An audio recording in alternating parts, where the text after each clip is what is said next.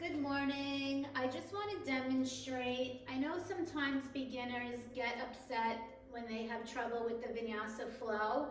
Very, very common. So I want to give a few modifications. So typically have your blocks ready. You can also even have chairs. Get creative here. You can have a folding chair to hold on to on each side of you even. So yoga is really for everyone. There's all kinds of modifications. So roll your shoulders up, back, and down. Inhale your arms out, up, and around. Gentle back bend. Exhale, forward fold. Does not matter how much you forward fold. You get this, everyone gets the same benefit for their body. Inhale with the flat back. Maybe you don't touch the blocks, it's okay. Inhale with the flat back. Exhale, forward fold. And now we typically bend the knees and step back to plank. If that's not in your practice, so we normally step back to plank, we go down, knees, chest, chin, cobra, down dog. So what you can do, you can skip that whole thing. So after we forward folded, squat down, you can get your blocks ready.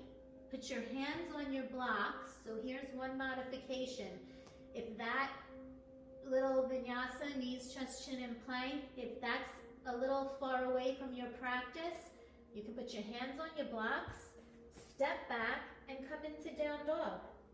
So every yoga class always does give the option of going into down dog or child's pose. And you have a choice to skip that vinyasa. The idea is just to keep opening your spine. So, also this, I never showed you this before, hands on the blocks for down dog.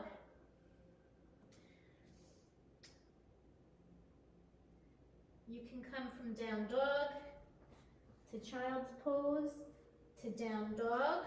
You can maybe work on that. You can also come into tabletop instead of knees, chest, chin, and go to down dog.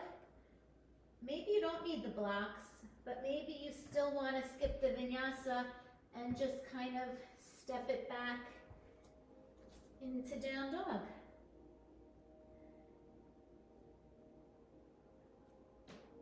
And you can pedal your knees. Another variation is, so now we're in the forward fold. You can bend your knees, you can step back. You can come into tabletop. You can go to child's pose. You can come back up and meet us at the front of the mat for the next one.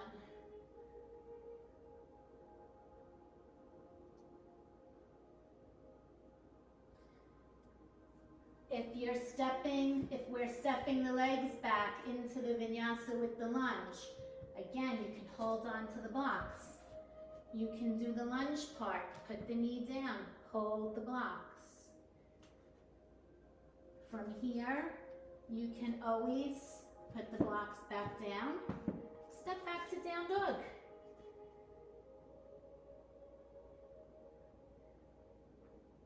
Step the left leg back up into lunge. So maybe spend some time, if you're not there yet, spend some time seeing how you can do it. You can go at your own pace. Practice different ways. So if you're in a yoga class and everyone's coming down, back, they're doing knees, chest, chin, doesn't matter if they're doing it faster than you. It doesn't have to flow yet.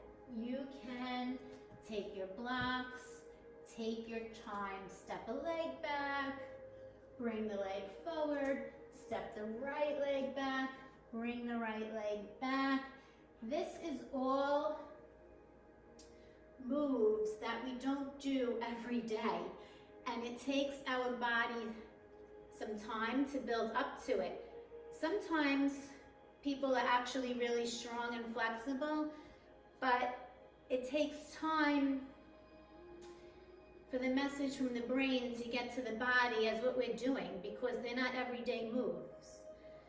So it's just practice. So try not to get upset. There's ways around it, lots of ways around it. So I hope that was helpful to use the blocks, and even in tabletop, you can put the blocks up. They're really amazing. So for the down dog, you might even want to try it. Gives you a little bit of a different stretch. And just know you can skip that part and meet in down dog. After the video's over, you can practice another day, practice on a Sunday. So I hope those tips were helpful.